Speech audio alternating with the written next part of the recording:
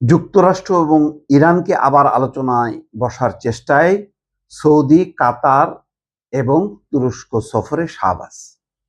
এবারের যুদ্ধের আপাতত কোনো ক্ষেপণাস্ত্র হামলা হচ্ছে না ইরানের দিকে, বা ইরানও ছুটছে না, কিন্তু এইবারের পরিস্থিতিটা কিন্তু আরো মারাত্মক।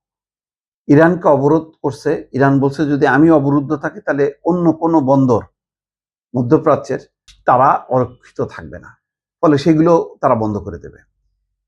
এইটা হলে একেবারেই জ্বালানি সংকটটা যে চরম আকার ধারণ করবে, এবং সেখানে পাকিস্তানও তো বাদ যাবে না, অন্যান্য সবাই ক্ষতিগ্রস্ত হবে। তো এখন যেহেতু একটা দুতিয়ালির দায়িত্ব পাইছে পাকিস্তান, পাকিস্তান আবার এবং বৃহস্পতিবার বসবে এরকম একটা আভাস পাওয়া গেছে।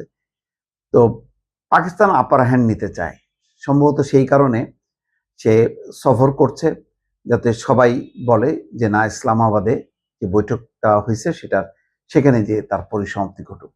সেই কারণে সৌদি আরব, কাতার এবং তুরস্ক সফর করছেন পাকিস্তানের প্রধানমন্ত্রী শাহবাজ শরীফ। যুক্তরাষ্ট্র এবং ইরানকে দ্বিতীয় দফার শান্তি আলোচনায় বসানোর চেষ্টায় সৌদি আরব, কাতার এবং তুরস্কে 4 দিনের সফরে যাচ্ছেন শাহবাজ শরীফ। পাকিস্তানের পররাষ্ট্র মন্ত্রণালয় এমনটা জানিয়েছে। পররাষ্ট্র মন্ত্রণালয় বলছে যে আজ বুধবার থেকে আগামী শনিবার পর্যন্ত শাহবাজের এই সরকারি সফর।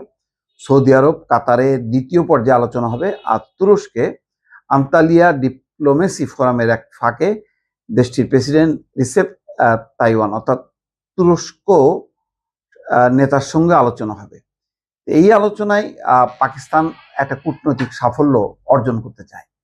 এই সাফল্য অর্জন করার মধ্য দিয়ে পাকিস্তান এই অঞ্চলের একটা অন্যতম একজন দূত, শান্তির দূত, তার গুরুত্ব, সব মর্যাদা সবকিছু বাড়ানোর একটা চেষ্টা করছে হয়তো পাকিস্তান। ইসলামাবাদের যেই বৈঠকটা ব্যর্থ হওয়ার কারণে পাকিস্তানও কিন্তু হতাশ, কারণ সেখানে যদি বৈঠকটা সফল হতো তাহলে সফল বৈঠকের একটা ইতিহাস রচনা করতে পারত পাকিস্তান। এখন বলতে পারছে না যে পাকিস্তান যে ইসলামাবাদে বৈঠকটা হয়েছে সেই বৈঠকটা সফল হয়েছে।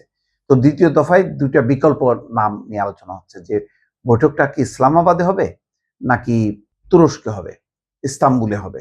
এটা নিয়ে একটা টানাপোড়েন চলছে। পাকিস্তানের ব্যাপারে মার্কিন নাগরিকদের বা রাষ্ট্র নেতাদের আসার ব্যাপারে একটা অস্বস্তি কাজ করে নিরাপত্তাজনিত কারণে। তুলনামূলকভাবে ইস্তাম্বুল সেই ক্ষেত্রে অনেকটা সেফ মনে করে।